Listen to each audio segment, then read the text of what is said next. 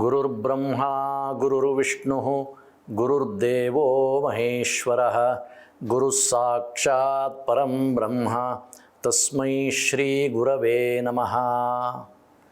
ಪ್ರಿಯ ವೀಕ್ಷಕರೇ ನಮಸ್ಕಾರ. ಆರುಣಿ ಅಂತ ಒಬ್ಬ ಶಿಷ್ಯ, ಧೌಮ್ಯ ಅಂತ ಗುರುಗಳು, ಧೌಮ್ಯ ಮಹರ್ಷಿಗಳ ಶಿಷ್ಯರು ಆರುಣಿ. ಗುರುನಿಷ್ಠೆಯನ್ನು ಉಸಿರಾಗಿಟ್ಟುಕೊಂಡಂತಹ ಆರುಣಿ ಒಂದು ಸಲ ಗುರುಕುಲಕ್ಕೆ ಸೇರಿದಂಥ ಒಂದು ಗದ್ದೆಯಲ್ಲಿ ಪ್ರವಾಹ ಬಂದುಬಿಡುತ್ತೆ. ನೀರಿನ ಪ್ರವಾಹ, ಗದ್ದೆಯ ಬದು ಎಲ್ಲ ಕೊಚ್ಚಿ ಹೋಗಿಬಿಡುತ್ತೆ. ಗುರುಗಳು ಆರುಣಿಗೆ ಹೇಳ್ತಾರೆ, ಅದನ್ನು ಸ್ವಲ್ಪ ನೋಡಿ ಸರಿ ಮಾಡಪ್ಪ ಅಂತ. ಆರುಣಿ ಆ ಬದುವನ್ನು ಮುಚ್ಚಲಿಕ್ಕೋಸ್ಕರ ಕಲ್ಲನ್ನು ಇಡ್ತಾನೆ, ಮಣ್ಣಿನ ಗೋಡೆ ಕಟ್ಟಲಿಕ್ಕೆ ಪ್ರಯತ್ನ ಮಾಡ್ತಾನೆ. ಏನು ಮಾಡಿದ್ರೂ ಅದು ನಿಲ್ಲಲ್ಲ.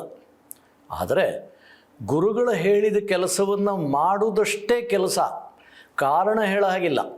ಹಾಗಾಗಿ ಏನು ಮಾಡಬೇಕು ಅಂತ ಗೊತ್ತಾಗದೆ ಆರುಣಿ ಏನು ಮಾಡಿಬಿಡ್ತಾನೆ, ಆ ಬದುವಿಗೆ ಅಡ್ಡಲಾಗಿ ತಾನೇ ಮಲಗಿಬಿಡ್ತಾನೆ ಪ್ರವಾಹವನ್ನು ನಿಯಂತ್ರಿಸೋಕ್ಕೋಸ್ಕರ. ಸರಿ, ಎಷ್ಟೊತ್ತಾದ್ರೂ ಕೂಡ ಆರುಣಿ ಬರಲ್ಲ. ಗುರುಗಳು ನೋಡ್ತಾರೆ, ಪರಮ ಕರುಣಾಳುಗಳು ಗುರುಗಳು, ಶಿಷ್ಯನ ಬಗ್ಗೆ ವಾತ್ಸಲ್ಯ ಇರುತ್ತೆ. ಹುಡುಕ್ತಾ ಬರ್ತಾರೆ, ಆರುಣಿ ಎಲ್ಲಿದ್ಯಪ್ಪ ಅಂತ. ನೋಡಿದರೆ ಮೈಯೆಲ್ಲ ಕೆಸರು. ಇವನ ಅವಸ್ಥೆ ನೋಡಿ ಏನು ಅಂತ ಕೇಳ್ತಾರವರು. ಅವನು ನಡೆದದ್ದೆಲ್ಲ ಹೇಳ್ತಾನೆ. ತಮ್ಮ ಆಜ್ಞೆಯನ್ನು ನೆರವೇರಿಸಬೇಕು, ಆ ಕೆಲಸವನ್ನು ಮಾಡಲಿಕ್ಕೋಸ್ಕರ ನಾನೇ ಮಲಗಬೇಕಾಯಿತು ಗುರುಗಳೇ, ಕ್ಷಮಿಸಬೇಕು, ಸಮಯಕ್ಕೆ ಸರಿಯಾಗಿ ನನಗೆ ವಾಪಸ್ ಬರಲಿಕ್ಕಾಗಲಿಲ್ಲ ಅಂತ ಹೇಳ್ತಾನೆ ಹೊರತು ತನಗೆ ಕಷ್ಟ ಆಗಿದ್ದನ್ನು ಹೇಳೋದೇ ಇಲ್ಲ. ಎಂಥ ಒಂದು ಗುರುನಿಷ್ಠೆ! ಧೌಮ್ಯರ ಹೃದಯ ತುಂಬಿ ಬರುತ್ತೆ. ಜ್ಞಾನಿಗಳವರು, ದಯಾಮಯರು ಕೂಡ. ಶಿಷ್ಯನಿಗೆ ಉದ್ದಾಲಕ ಅಂತ ಹೆಸರಿಟ್ಟುಬಿಡ್ತಾರೆ. ಉದ್ದಾಲಕ ಅಂದರೆ ಬದುವಿಂದ ಎದ್ದು ಬಂದವನು ಅಂತ. ಹಾಗಾಗಿ ಅವನ ಒಂದು ಗುರುನಿಷ್ಠೆಯನ್ನು ಪ್ರಕಾಶಗೊಳಿಸುವಂತಹ ಹೆಸರನ್ನೇ ಅವನಿಗೆ ಇಟ್ಟುಬಿಡ್ತಾರೆ. ಅಷ್ಟು ಮಾತ್ರ ಅಲ್ಲದೆ ತಮ್ಮ ಸಂಕಲ್ಪ ಮಾತ್ರದಿಂದ ಸಕಲ ವೇದಶಾಸ್ತ್ರಗಳ ಸಾರವೂ ಕೂಡ ಅವನ ಬುದ್ಧಿಯಲ್ಲಿ ಸ್ಫುರಣೆ ಆಗಬೇಕು, ಆ ರೀತಿ ಅನುಗ್ರಹ ಮಾಡ್ತಾರೆ. ಉದ್ದಾಲಕರು ಕೂಡ ತಮ್ಮ ಗುರುನಿಷ್ಠೆ, ತಪಸ್ಸುಗಳಿಂದ ಮತ್ತು ವಿಶೇಷವಾಗಿ ಗುರುವಿನ ಪರಮಾನುಗ್ರಹದಿಂದ ಅವರು ಕೂಡ ಜ್ಞಾನಿಗಳಾಗ್ತಾರೆ. ಉದ್ದಾಲಕರ ಮುಂದೆ ಗೃಹಸ್ಥಾಶ್ರಮ ಸ್ವೀಕಾರ ಮಾಡ್ತಾರೆ. ಅವರಿಗೆ ಒಬ್ಬ ಮಗ, ಅವನ ಹೆಸರು ಶ್ವೇತಕೇತು. ಮಗನಿಗೆ 12 ವರ್ಷ ವಯಸ್ಸಾಗುತ್ತೆ. ಮನೆಯ ಸಲಿಗೆ, ಊಟ ಮಾಡ್ತಾನೆ, ಮಲಗುತ್ತಾನೆ, ಓಡಾಡ್ತಾನೆ, ಮಾಡ್ಕೊಂಡಿದ್ದುಬಿಟ್ಟಿರ್ತಾನೆ. ಯಾವ ವಿದ್ಯಾಭ್ಯಾಸವನ್ನು ಮಾಡಿರಲ್ಲ. ಉದ್ದಾಲಕರು ನೋಡ್ತಾರೆ, ಓಹೋ ಇವನನ್ನು ಹೀಗೆ ಬಿಟ್ಬಿಟ್ರೆ ಹಾಳಾಗಿಬಿಡ್ತಾನೆ ಅಂತ ಅವರು ಆಜ್ಞೆ ಮಾಡ್ತಾರೆ ಮಗನಿಗೆ, ನೀನು ಗುರುಕುಲ ವಾಸ ಮಾಡಬೇಕು, ವೇದಶಾಸ್ತ್ರಗಳನ್ನು, ಜೀವನ ಪದ್ಧತಿಗಳನ್ನೆಲ್ಲ ಗುರುಕುಲದಲ್ಲಿ ನೀನು ಕಲ್ತ್ಕೊಂಬರಬೇಕು ಅಂತ ಅವನನ್ನು ಗುರುಕುಲಕ್ಕೆ ಕಳಿಸ್ತಾರೆ. ಬಹಳ ದೀರ್ಘಕಾಲ ಗುರುಕುಲ ವಾಸ ಮಾಡಿ ಎಲ್ಲ ವೇದಶಾಸ್ತ್ರಗಳನ್ನೆಲ್ಲ ಕಲ್ತ್ಕೊಂಬರ್ತಾನೆ ಶ್ವೇತಕೇತು. ನಾನು ಕಲಿಬೇಕಾಗಿರುವಂಥದ್ದು ಇನ್ನೇನೂ ಇಲ್ಲ, ಶಾಸ್ತ್ರ ಪಂಡಿತನಾಗಿದ್ದೀನಿ, ವೇದಜ್ಞನಾಗಿದ್ದೀನಿ ಅಂತ ಅಂದುಕೊಂಡು ಬರ್ತಾನೆ. ಇನ್ನು ನಾನು ಯಾರಿಗೂ ತಲೆಬಾಗಬೇಕಾಗಿಲ್ಲ, ನಾನು ವಿದ್ಯೆಯ ನಿಧಿಯಾಗಿದ್ದೀನಿ ಅಂತ ಅಹಂಕಾರ ಪಟ್ಟುಕೊಂಡು ಅವನು ಬಂದಿರ್ತಾನೆ. ಉದ್ದಾಲಕರು, ಜ್ಞಾನಿಗಳು ಮಗನನ್ನು ಗಮನಿಸ್ತಾರೆ. ವಿದ್ಯಾ ದದಾತಿ ವಿನಯಂ ಅಂತ ಇದೆ. ವಿದ್ಯೆ ವಿನಯವನ್ನು ತಂದು ಕೊಡುತ್ತೆ. ಶ್ವೇತಕೇತುವಿನಲ್ಲಿ ಅದು ಕಾಣೋದಿಲ್ಲ. ಉದ್ದಾಲಕರು ಪ್ರಶ್ನೆ ಮಾಡ್ತಾರೆ, ಅಯ್ಯ ನೀನು ಏನು ಕಲ್ತ್ಕೊಂಡ್ಬಂದು ಗುರುಕುಲದಿಂದ? ಇವನು ಪೂರ್ತಿ ಸಿಲೆಬಸ್ ಹೇಳ್ತಾನೆ. ಎಲ್ಲ ವೇದಾಂಗಗಳು, ಎಲ್ಲ ಕಂಠಪಾಠ, ಯಾವ ರೀತಿ ಹೇಳಬೇಕು, ಸ್ವರಸ್ಥಾನಗಳು ಎಲ್ಲದನ್ನು ಹೇಳ್ತಾನೆ. ಉದ್ದಾಲಕರು ಮತ್ತೆ ಪ್ರಶ್ನೆ ಮಾಡ್ತಾರೆ, ಯಾವುದನ್ನು ತಿಳಿದರೆ ಇನ್ನೇನನ್ನೂ ತಿಳಿಯಬೇಕಾಗಿಲ್ವೋ, ಯಾವುದು ಎಲ್ಲದಕ್ಕೂ ಆಧಾರವಾಗಿದೆಯೋ ಅದನ್ನು ಕಲ್ತಿದ್ಯಾ ಅಂತ. ಶ್ವೇತಕೇತುವಿಗೆ ಪ್ರಶ್ನೆ ಆಗಿಬಿಡುತ್ತೆ.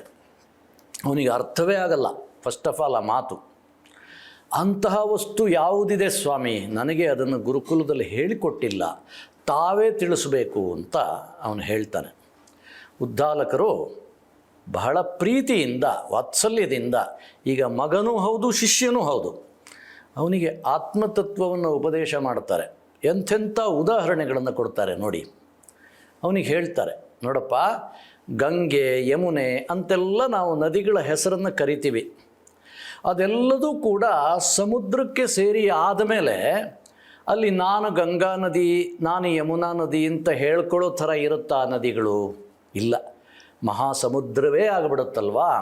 ಹಾಗೆ ಭಗವಂತನಿಂದ ಹೊರಟಂತಹ ಜೀವ ತನ್ನ ವಿಕಾಸಾವಸ್ಥೆಯನ್ನೆಲ್ಲ ಕಳಚಿಕೊಂಡು ಮತ್ತೆ ಅವನಲ್ಲಿ ಹೋಗಿ ಸೇರಿದಾಗ ಅಲ್ಲಿ ನಾಮರೂಪಗಳು ಯಾವುದೂ ಇರಲ್ಲ. ಈ ಸದ್ವಸ್ತುವೇ ಎಲ್ಲದರಲ್ಲೂ ಇದೆ, ಅದರ ವಿಸ್ತಾರವೇ ಎಲ್ಲದೂ ಆಗಿದೆ, ನೀನು ಕೂಡ ಅದೇ ಆಗಿದ್ದಿ, ತತ್ವಮಸಿ ಶ್ವೇತಕೇತು ಅಂತ ಉಪದೇಶ ಮಾಡ್ತಾರೆ. ಎರಡನೇ ಉದಾಹರಣೆ ಕೊಡ್ತಾರೆ. ಅಲ್ಲಿ ಎಲ್ಲ ನೋಡಿ ಪ್ರಾಕ್ಟಿಕಲ್ ಕಣ್ಮುಂದುಗಡೆ ಕಾಣುವಂತಹ ಉದಾಹರಣೆಗಳಿಂದ ಅವರು ಆತ್ಮತತ್ವವನ್ನು ಬೋಧನೆ ಮಾಡ್ತಾರೆ. ಅದನ್ನು ನಾವು ಗಮನಿಸಬೇಕು. ಒಂದು ವೃಕ್ಷವನ್ನು ತೋರಿಸ್ತಾರೆ. ಅದರ ಆರಂಭದಲ್ಲಿ ಸ್ವಲ್ಪ ಕೆತ್ತಪ್ಪ, ರಸ ಜಿನುಗುತ್ತಾ ಇದೆ. ಮಧ್ಯದಲ್ಲಿ ಕೆತ್ತಾನೆ, ರಸ ಜಿನುಗುತ್ತಾ ಇದೆ. ಅಂತ್ಯದಲ್ಲಿ ಮೇಲ್ಗಡೆ ಅಲ್ಲಿನೂ ರಸ ಜಿನುಗುತ್ತಾ ಇದೆ. ಹೀಗೆ ಆರಂಭದಿಂದ ಅಂತ್ಯದವರೆಗೂ ಒಂದು ವೃಕ್ಷದಲ್ಲಿ ಅನೂಚಾನವಾಗಿ ಒಂದು ರಸ ಜಿನುಗುತ್ತಾ ಇದೆ. ಅದೇ ಆತ್ಮ, ಅದೇ ಚೈತನ್ಯ. ಆ ಚೈತನ್ಯ ಇರೋದರಿಂದನೇ ರಸ ಜಿನುಗುತ್ತಾ ಇದೆ. ಯಾವುದಾದ್ರೂ ಒಂದು ಕೊಂಬೆನಲ್ಲಿ ಆ ಚೈತನ್ಯ ತನ್ನನ್ನು ತಾನು ವಾಪಸ್ ತಗೊಳ್ತು ಅಂತ ಹೇಳಿಬಿಟ್ರೆ ಆ ಕೊಂಬೆ ಒಣಗಿ ಹೋಗುತ್ತೆ. ಮರಣವೂ ಹೀಗೆಪ್ಪ. ಜೀವದ ಒಂದು ದೇಹದಲ್ಲಿ ಆ ಜೀವಶಕ್ತಿ ಚೈತನ್ಯ ಧಾರೆ ಹರಿತಾ ಇರಬೇಕಾದ್ರೆ ದೇಹ ಚಟುವಟಿಕೆಯಿಂದ ಓಡಾಡ್ತಾ ಇರುತ್ತೆ. ಅದು ತನ್ನನ್ನು ತಾನು ಅಲ್ಲಿಂದ ನಿಷ್ಕ್ರಮಣ ಮಾಡಿದ ಮೇಲೆ, ಅಲ್ಲಿಂದ ಬಿಟ್ಟು ಹೋದ ಮೇಲೆ ಶರೀರ ಕೆಳಗಡೆ ಬಿದ್ದು ಹೋಗುತ್ತೆ. ಹಾಗಾಗಿ ಎಲ್ಲದಕ್ಕೂ ಆಧಾರ ಯಾವುದೋ? ಆ ಆತ್ಮವೇ ಆಧಾರವಾಗಿದೆ, ಪರಬ್ರಹ್ಮವೇ ಆಧಾರವಾಗಿದೆ. ನೀನೂ ಅದೇ ಆಗಿದ್ದಿ, ತತ್ವಮಸಿ ಶ್ವೇತಕೇತು ಅಂತ ನಿಶ್ಚಯವಾಗಿ ಹೇಳ್ತಾರೆ. ಮೂರನೇ ಉದಾಹರಣೆ ಕೊಡ್ತಾರೆ. ಒಂದು ಆಲದ ಮರದ ಹಣ್ಣನ್ನು ತಗೊಂಬರ್ಲಿಕ್ಕೆ ಹೇಳ್ತಾರೆ. ಅವನು ತಗೊಂಬರ್ತಾನೆ. ಇದನ್ನು ಈಗ ಒಡೆದು ತುಂಡು ಮಾಡಪ್ಪ ಅಂತ ಹೇಳ್ತಾರೆ. ಅವನು ತುಂಡು ಮಾಡ್ತಾನೆ. ಏನಿದೆ ಕೇಳ್ತಾನೆ. ಬೀಜ ಇದೆ ಮಹಾಸ್ವಾಮಿ. ಸರಿ, ಆ ಬೀಜವನ್ನು ಒಡಿ ಅಂತ ಹೇಳ್ತಾರೆ. ಏನು ಕಾಣಿಸ್ತು ಅಂತ ಕೇಳ್ತಾರೆ. ಏನೂ ಇಲ್ಲಪ್ಪ ಅಂತ ಹೇಳ್ತಾನೆ ಅವನು. ನೋಡಪ್ಪ, ಏನೂ ಕಣ್ಣಿಗೆ ಕಾಣದೇ ಇರುವಂಥ ಈ ಸೂಕ್ಷ್ಮವಾದ ಬೀಜದಲ್ಲಿ ಇಡೀ ಆಲದ ಮರ ನಿಂತಿದೆ. ಹೌದೋ ಅಲ್ವೋ? ಆ ಬೀಜ, ಸೂಕ್ಷ್ಮವಾದ ಬೀಜದಲ್ಲಿ ಆಲದ ಮರ ಒಂದೊಮ್ಮೆ ಇಲ್ಲದೇ ಇದ್ದರೆ ವ್ಯಕ್ತವಾಗಿ ಆಲದ ಮರ ಕಾಣಿಸೋದೇ ಇಲ್ಲ. ಹಾಗಾಗಿ ಕಣ್ಣಿಗೆ ಕಾಣ್ತಾ ಇಲ್ಲ, ಆದರೆ ಸೂಕ್ಷ್ಮವಾಗಿ ಒಳಗಡೆ ಅಡಗಿದೆ. ಹಾಗಾಗಿ ಜೀವದಲ್ಲೂ ಅಷ್ಟೇ, ನಿನ್ನಲ್ಲಿ ಆ ಆತ್ಮವಸ್ತು ಅಡಗಿರೋದ್ರಿಂದನೇ ನಾನು ಮಾತಾಡ್ತಾ ಇದ್ದೀನಿ, ನೀನು ಕೇಳ್ತಾ ಇದ್ದಿ, ವ್ಯವಹಾರಗಳೆಲ್ಲ ನಡೀತಾ ಇದೆ.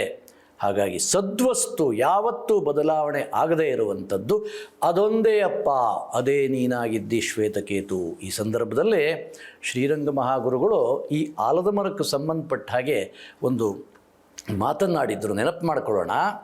ಅವರು ಹೇಳ್ತಾರೆ, ಒಂದು ಉಗುರು ಗಣ್ಣಿನಲ್ಲಿ ಅಡಗಬಹುದಾದಂಥ ಒಂದು ಆಲದ ಬೀಜ ತನ್ನನ್ನು ತಾನು ಬೆಳೆಸ್ಕೊಂಡು ಮತ್ತೆ ಬೀಜ ರೂಪದಲ್ಲಿ ಇರುವುದಕ್ಕೇ ಇಷ್ಟಪಟ್ಟು ಉಪಸಂಹಾರ ಮಾಡಿಕೊಳ್ಳುತ್ತಪ್ಪ.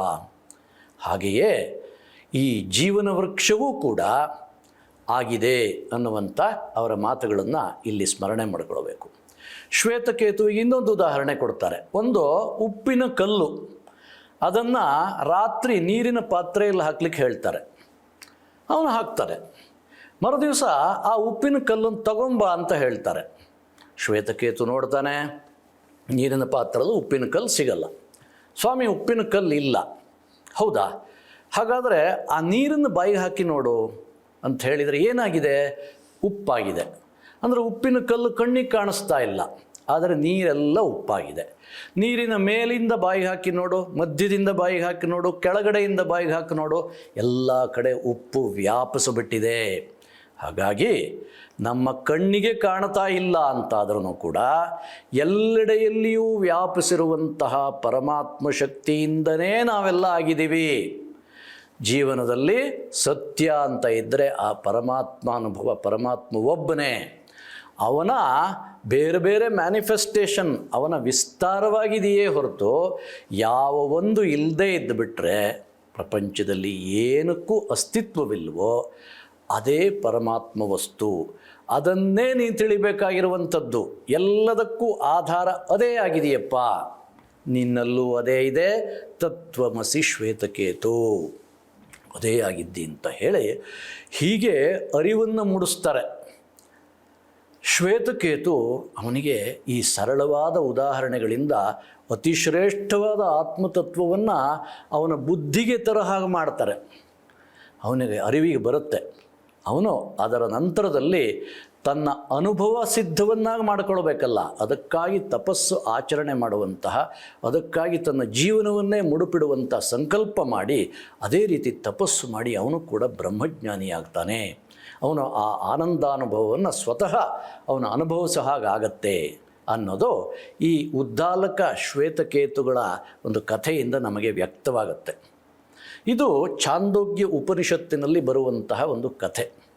ಉಪನಿಷತ್ತುಗಳು ಅಂತ ಹೇಳಿದರೆ ಬ್ರಹ್ಮವಿದ್ಯೆಯನ್ನು ಗುರು ಶಿಷ್ಯನಿಗೆ ಅರುಹಲು ಬಂದಂಥ ವಿದ್ಯೆ, ಅದಕ್ಕೆ ಬೇಕಾದಂಥ ಸಾಧನಾ ಮಾರ್ಗವನ್ನು ಹೇಳುವಂತಹ ವಿದ್ಯೆ. ಜ್ಞಾನಿಯಾದ ಗುರುವಿನ ಸಮೀಪದಲ್ಲಿ ಶಿಷ್ಯ ಕೂತುಕೊಂಡು ಆ ಉಪದೇಶವನ್ನು ಪಡೆದು ಜೀವನದ ಸಾರ್ಥಕ್ಯವನ್ನು, ಯಾವುದು ಸಿದ್ಧವಾದ ವಿಷಯ, ಯಾವುದು ಎಂದೆಂದಿಗೂ ಇರುವಂತಹ ಒಂದು ಆತ್ಮವಸ್ತುವಿನ ಬಗ್ಗೆ ಜ್ಞಾನವನ್ನು ಪಡೆಯುವಂತಹ ವಿಷಯ ಉಪನಿಷತ್ತುಗಳಲ್ಲಿ ತುಂಬಿದೆ ಅನ್ನೋದನ್ನು ನಾವು ನೆನಪು ಮಾಡಿಕೊಳ್ಳಬೇಕು. ಈ ಸಂದರ್ಭದಲ್ಲಿ ಬಹಳ ಸೂತ್ರಪ್ರಾಯವಾದಂತಹ ಶ್ರೀರಂಗ ಮಹಾಗುರುಗಳ ಒಂದು ಮಾತನ್ನು ನಾವು ನೆನಪು ಮಾಡಿಕೊಳ್ಳಬೇಕು. ಜೀವನದಲ್ಲಿ ಸಾಧನೆ, ಶೋಧನೆ, ಬೋಧನೆ ಮುಖ್ಯವಾಗಿ ಇರಬೇಕಪ್ಪ ಅಂತ ಅವರು ಹೇಳ್ತಾ ಇದ್ದರು. ಸತ್ಯವಸ್ತುವಿಗೋಸ್ಕರ ಸಾಧನೆ ಮಾಡಬೇಕು. ಅದನ್ನು ನಮ್ಮ ಮನಸ್ಸನ್ನು ಶೋಧನೆ ಮಾಡಿ ಅದನ್ನು ಕಂಡುಕೊಳ್ಳಬೇಕು. ಕಂಡುಕೊಂಡು ಆದಮೇಲೆ ಆ ಸತ್ಯವಸ್ತುವಿನ ಬೋಧನೆ ಮಾಡಬೇಕು. ಈ ಸೂತ್ರಪ್ರಾಯವಾಗಿ ಶ್ರೀರಂಗ ಮಹಾಗುರುಗಳು ಈ ಮಾತನ್ನು ಹೇಳಿದ್ದಾರೆ. ಅಂತಹ ಒಂದು ಗುರು ಶಿಷ್ಯ ಪರಂಪರೆಯಿಂದ ಸಮೃದ್ಧವಾಗಿ ಭಾರತೀಯ ಸಂಸ್ಕೃತಿ ಬೆಳೆದಿದೆ. ನಾವೆಲ್ಲರೂ ಕೂಡ ಅಂತಹ ಗುರು ಶಿಷ್ಯ ಪರಂಪರೆಯಲ್ಲಿ ಬಂದಂತಹ ಮಹರ್ಷಿಗಳ ಉಪದೇಶದ ಮರ್ಮವನ್ನು ಅರಿತು ನಮ್ಮ ಜೀವನದ ಹೆಜ್ಜೆಗಳನ್ನು ಇಡೋ ಹಾಗಾಗಲಿ ಅಂತ ಸರ್ವೇಶ್ವರನಲ್ಲಿ ಪ್ರಾರ್ಥನೆ ಮಾಡ್ತಾ ಈ ಮಾತುಗಳನ್ನು ಭಗವದರ್ಪಣೆ ಮಾಡ್ತೀನಿ. ನಮಸ್ಕಾರ.